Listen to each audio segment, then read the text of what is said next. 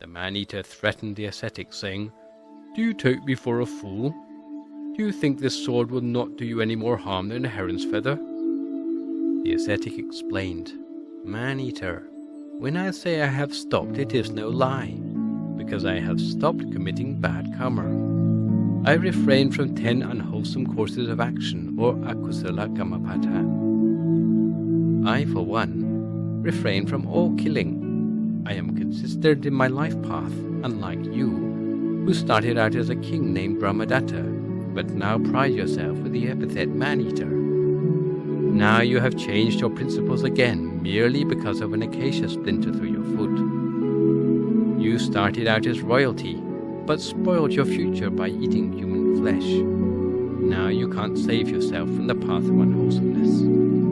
The wise call such a person as yourself one who has not stopped. Such behavior will lead you to rebirth in the hells.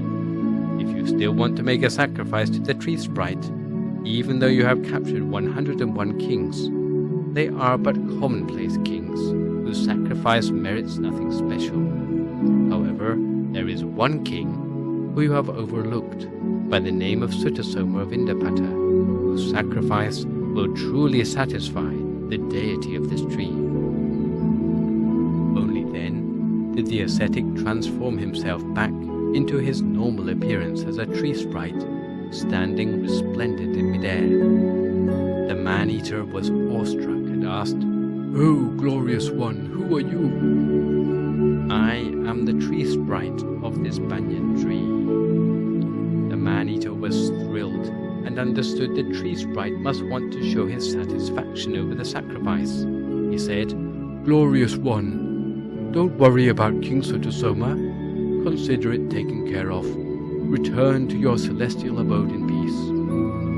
After sunset, the forest by the light of the waning moon was silent and became darker and darker. All that could be heard was the sound of large foraging animals and the moans of the hostage kings. Only the stars twinkled in the sky. Although the world slept, the man-eater was kept awake by the excitement of meeting the tree sprite face to face. He laid his plans to catch King Sutasoma. Owing to his training in the Vedas, a part of which included astronomy, he knew just by looking at the night sky that the next day would be the royal ceremony of the Pusa lunar month. There would be a great ceremony at Indapata, where King Sutasoma would ceremonially bathe in the royal pond outside the city. The place would be heavily guarded, but they would lower their guard at the time of bathing. His plans set, he fell asleep with an easy mind. The morning star the next morning saw the man-eater waking refreshed. He ran like the wind to Indapata through the power of the spell. Most of the citizens there were still asleep. Those who were awake were still preparing food inside their homes. The royal park was still in silence. There were only a few guards. The man-eater had the chance to sneak into the royal pond undetected. He hid himself underwater, using lotus leaves to hide his head. He hid himself where no one would see. The fish and the turtles in the pond were not afraid of him. They swam to and fro, oblivious to the man-eater's presence. Apparently, this was another of the magic charms of the man-eater.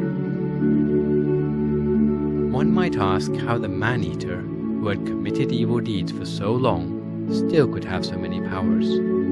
Such powers were only possible because of the merits he had done in the past. During the time of Kassapa Buddha, he had offered milk to virtuous monks and novices, bringing them strength. Because of such merits, he had become an exceptionally strong person. Furthermore, he had built a hall with a fire and donated all the necessary firewood and axes necessary for the monks to protect themselves from the cold. Because of this merit, he was able to endure the cold of the forest, and in the pond, no fish or turtles disturbed him. In the morning, all the courtiers reported for duty. The guards stayed at their posts. to secure the ceremony area. For a distance of 3 leagues in all directions, courtiers prepared the area for the ceremony in the pond.